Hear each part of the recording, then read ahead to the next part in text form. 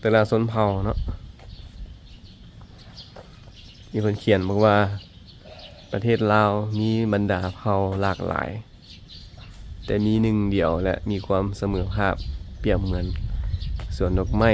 ที่มีหลายสีสันและทรงกลิ่นหอมหวนแตกต่างกันเนาะเป็นเขียนไว้สิเพราะว่ามีหลายชนเผ่าเนาะอยู่ลาวเฮานี่ประมาณ70-80กว่าชนเผ่าละ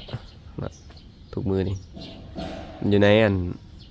บันทึกประวัติศาสตร์หรือว่าบันทึกของลาวหันแม่นว่า68ชนเผ่าเนาะ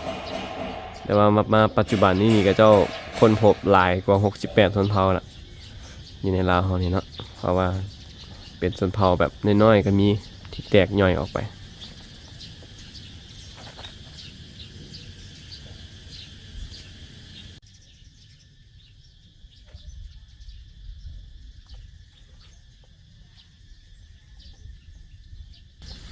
อันนี้แม่น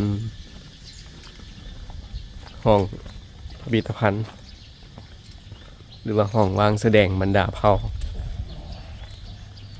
ก็เจ้าจะเปิดเวลาวันสำคัญเนาะหรือว่าก็เจ้าจะมีกิจกรรมวันสำคัญก็จะมีกัน